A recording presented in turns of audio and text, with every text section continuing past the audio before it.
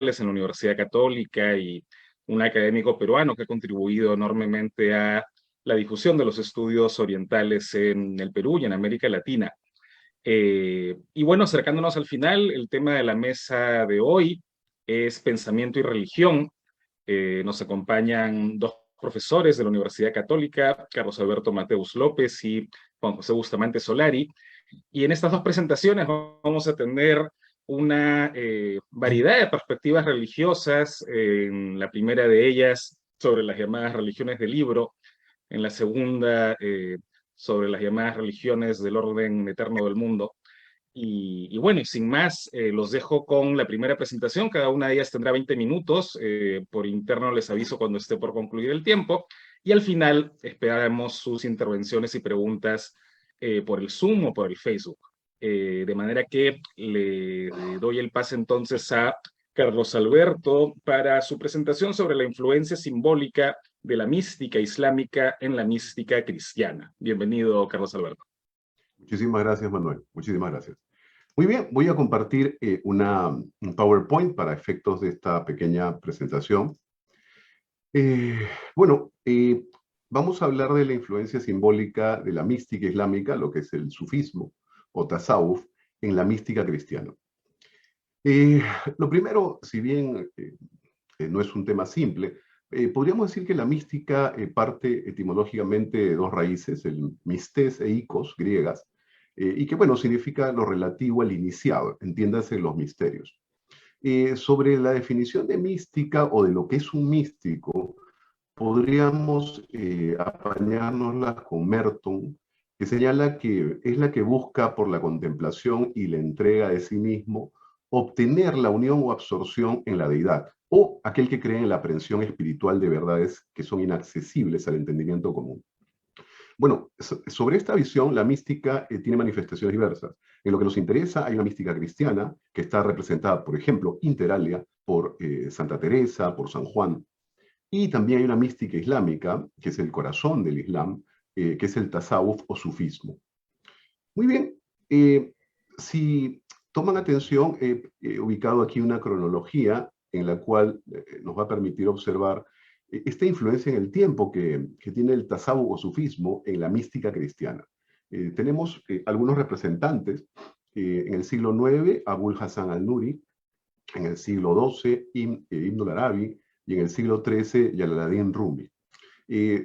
Estos van a influenciar en dos místicos del siglo XVI, místicos cristianos, que son San Juan de la Cruz y Santa Teresa de Jesús. Entonces, ¿cómo se da esta transmisión? Si bien hemos visto la línea de tiempo, soy del parecer que la razón es una convergencia de circunstancias. Por ejemplo, y ahí concuerda con este modesto profesor, el viejo profesor Asim Palacios, una razón sería esta realidad de los moriscos del siglo XVI, que son forzados a convertirse al cristianismo y servirían pues como un elemento transmisor del sufismo, ¿no?, hacia el cristianismo. Otra razón es la proximidad geográfica entre cristianos y musulmanes, esta coexistencia en Al-Ándalus durante 8 siglos, ¿no? Y una tercera, que la sostiene además la profesora López Baral, es que se habría recibido esta influencia del sufismo a través de fuentes intermedias europeas, ¿no?, que habrían llegado de forma indirecta por medio de traducciones de obras ya en castellano, que imitaban algún original árabe, ¿no? Aquí podemos, entre estos textos, ver aquellos de San Bernardo, de San Buenaventura o de Raimundo Lulio. Entonces, ya entrando al tema de interés, ¿no? Empecemos viendo qué símbolos del sufismo han influenciado a San Juan de la Cruz. Bueno, primero está el símbolo de la luz, ¿no? Si vemos al gran místico murciano Ibn al-Arabi, conocido como Al-Sheikh al-Ekber, o sea, el maestro de maestros, en su libro El Diván nos señala lo siguiente, ¿no? La luz hace incorporarse en ella toda luz que sea de su misma naturaleza, de la misma forma que el sol no aniquila las luces del fuego.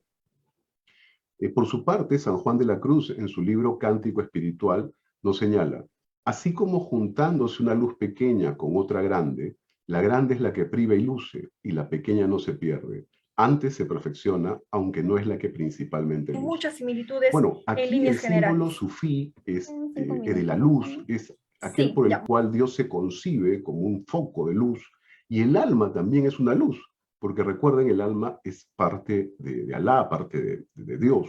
Entonces, es este último, es que el que absorbe al místico en ella, ¿no? Es la luz de Dios que absorbe la otra pequeña luz del místico. Eh, Luego, otro símbolo también presente en San Juan de la Cruz, que viene por influencia del Gran Sheikh, es el del agua. Ibn al-Arabi, en su libro El intérprete de los deseos, nos señala: y con las brasas de la pasión que habita mi pecho, las aguas de Gadá se evaporaron. Su palacio, allende de los cielos, queda siempre más allá de quien mirarlo quiera. Por su parte, San Juan de la Cruz, en el Cántico Espiritual, nos dice: quiere decir, donde se da la noticia y sabiduría de Dios, que aquí llama agua pura, porque limpia y desnuda el entendimiento de accidentes y fantasías, y lo aclara sin nieblas de ignorancia. Aquí, nuevamente, el símbolo sufí, que es tomado por la mística cristiana, es esta del agua de lluvia que cae en el corazón del murid, del caminante, del místico sufí, y que importa ese conocimiento de las ciencias secretas de Alá, ¿no? Y es justamente ese fuego que surge en el místico eh, islámico, que su alma deseosa, ¿no? Eh, eh, requiere esta agua de lluvia, este conocimiento de las ciencias secretas, para que apague ese deseo de estas últimas. Otro símbolo también presente en San Juan de la Cruz, y que no, una vez más proviene del Gran Sheikh, es el de la leche. Tenemos a Ibn Arabi, en su tratado sobre las luces en los secretos concedidos, aunque emprende el retiro, nos dice: si no hay agua entre las ofrendas, elige leche. Y si te presentan los dos, combina el agua y la leche. Ocúpate con el díquer hasta que el mundo de la imaginación se elimine de ti y se te revele el mundo de los significados abstractos libres de materia. Por su parte, San Juan de la Cruz, en su cántico espiritual, nos dice: allí me dio su pecho, allí me enseñó ciencia muy sabrosa, y yo le di de hecho a mí sin dejar cosa. Bueno, aquí la leche simboliza nuevamente ese conocimiento, esa ciencia divina que el místico sufí, digamos, está en pos de ella. Luego, otro símbolo también presente en San Juan de la Cruz, una vez más por influencia de Ibn Arabi, es el del vino. En el libro del Gran Sheikh, Las Revelaciones de la Meca, nos dice: no te busqué para que recitaras el Corán, así que detente ahora con sus muchos significados, porque sus significados te separarán de mí. Un verso te llevará a mi jardín y lo que tengo preparado para mis amigos en este. El fruto de los jardines estará ciertamente cerca, traído para beber vino puro, sellado, mezclado con el tasnim, el néctar de la fuente ubicada en el cielo. Por su parte, San Juan de la Cruz, en su cántico espiritual, nos señala: ¿por qué, así como la bebida se difunde y derrama por todos los miembros y venas del cuerpo, así se difunde esta comunicación de Dios sustancialmente en todo el alma? O por mejor decir, por el alma se transforma en Dios. Bueno, aquí el símbolo del tasawuf es esta embriaguez que genera el éxtasis, ¿no? del murid, del caminante, ante la manifestación de Alá, ¿no? Entonces es un estado, pues, digamos, de embriaguez que asemeja el consumo del vino, por eso el símbolo del vino, ¿no? Bueno, y a esto podríamos sumar el hecho que a los sufíes, por estos momentos de éxtasis, se les suele llamar, o se les solía llamar, los locos de Alá, ¿no? Muy bien, ahora veamos la influencia del sufismo en Santa Teresa. Primero tenemos el símbolo del gusano de seda, ¿no? Aquí otro místico, este es un místico turco muy conocido, Jalaluddin Rumi, en su libro El Diván de Shams de Tabriz, nos dice: cuando el gusano come hojas, la hoja se vuelve seda. Somos los gusanos del amor, pues estamos sin las hojas de este mundo. Por su parte, Santa Teresa, en Las Moradas, nos dice: pues crecido este gusano, comienza a labrar la seda y edificar la casa a donde ha de morir. Pues veis aquí, hijas, lo que podemos con el favor de Dios hacer, que su majestad misma sea nuestra morada, como lo es en esta oración de unión, labrándola nosotras. Bueno, aquí el símbolo sufí es el alma entendida como un gusano de seda. Un gusano de seda, el alma propia del murid, que teje su morada de unión con Alá, ¿no? Que teje su morada de unión con Dios y se aparta de todo lo mundano. Muy bien. Y nuevamente se repite el símbolo del vino también en Santa Teresa, esta vez por influencia de Jalaluddin Rumi. Su diván de Champs de Tabriz que hemos citado señala: este vino provoca una embriaguez diferente en cada cabeza, pero el amor de ese escanciador me basta. Puedes quedarte con el resto. Por su parte, Santa Teresa, en sus meditaciones sobre los cantares, nos señala: porque puede ser dar a beber más o menos y de un vino bueno y otro mejor, y embriagar y emborrachar a uno más o menos. Ansí es en las mercedes del Señor, que a uno da poco vino de devoción, a otro más, a otro crece de manera que le comienza a saciar de sí, de su sensualidad y de todas las cosas de la tierra. Una vez más, como ya hemos visto, el vino significa esa embriaguez extática o ese delirio místico del sufí. Un siguiente símbolo es el del alma, entendida como un jardín místico. Esta vez la influencia viene del gran sheikh de Ibn al-Arabi. En su libro El intérprete de los deseos nos dice: vasija eres que guarda los perfumes y aromas más diversos. Jardín eres que la primavera y las flores hace brotar. Por su parte, Santa Teresa de Jesús, en el libro de la vida, nos señala: y con ayuda de Dios hemos de procurar, como buenos hortelanos, que crezcan estas plantas y tener cuidado de regarlas para que no se pierdan. Claro, aquí el símbolo del tasawuf es que el alma, en estado de unión con Alá, es concebida como un jardín o un huerto florido. Entonces, la senda del murid es cultivar el alma, o en esta, las flores de las virtudes y del éxtasis, para finalmente alcanzar la unión con Alá. Y por último, un símbolo que existe también en la mística de Santa Teresa, proveniente del sufismo, son los muy conocidos 7 castillos concéntricos del alma. Aquí tenemos a un viejo místico de Bagdad, Abul Hassan al-Nuri. En su libro Moradas de los Corazones nos dice: has de saber que Alá, enaltecido sea, ha creado en el corazón del creyente 7 castillos, con cercos y muros alrededor. Ordenó al creyente que se mantuviera dentro de estos castillos.